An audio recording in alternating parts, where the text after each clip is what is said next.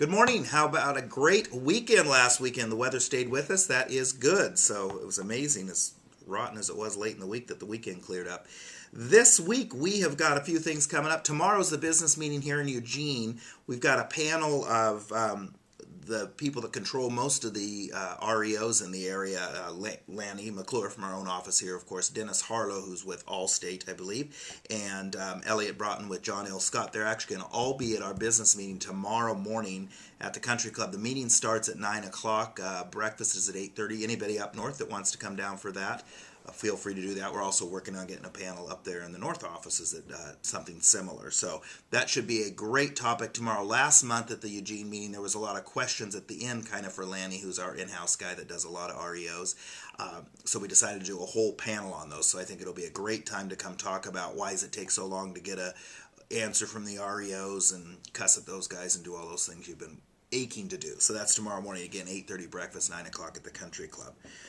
REMAX convention's going on this week, so Jerry Cuomo, I know, is out up north, so I'll be up there a little bit this week to help out. Heather here in Eugene is up there. We've got a few of the north agents up there, so hopefully they're having a good time back in Orlando. The weather's a little bit warmer than it is here, although not real warm for Orlando this time of year. So one thing I'd like everybody to mark on your calendars, on March 31st, Rick DeLuca, and Rick DeLuca is a national speaker. He's done a lot of speaking and works with Brian Buffini quite a bit, or has worked with Brian Buffini.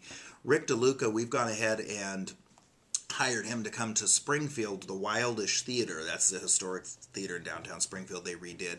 He's going to be doing a 3-hour seminar on Wednesday, March 31st from 9 to noon, talking about what you need to do to keep your business going in this kind of market. And then also something a little bit different, talking to agents about how they can position their business to sell in the future, and then also talking to agents about how they can buy other agents' business in the future. So a little bit of a twist. We asked them to kind of hone in on that. So we'll have flyers coming out and more information. That, again, is on March 31st.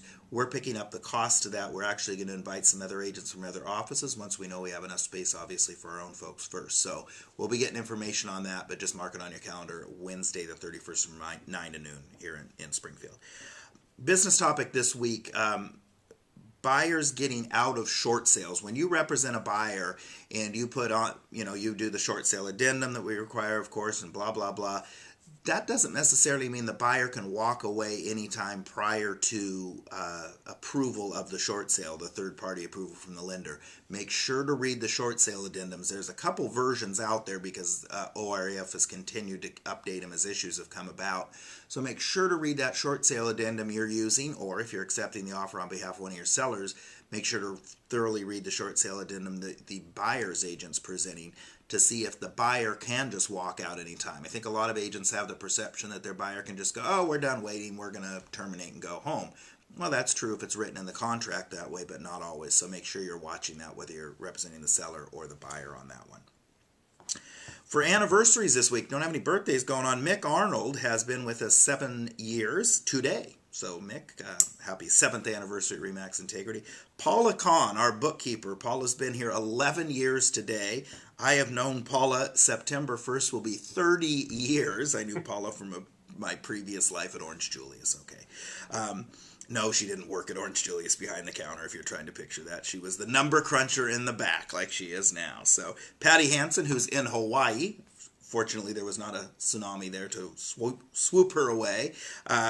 Patty has been with us 8 years this week. Renee Swartz, 13 years this week. Renee joined us in 1997.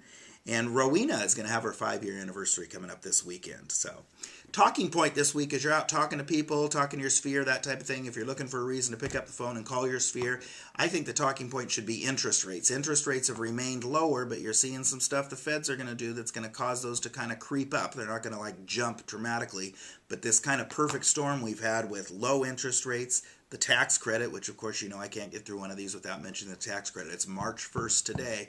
It expires April 30th. You have to be under contract, so that's about ready to wrap up. So that perfect storm we've got about another 60 days. So I would remind people you've got to be in escrow by April 30th, and the interest rates are obviously one of the things with that you need to keep an eye on. So that's what we've got this week. Hope you have a wonderful week. Talk to you soon.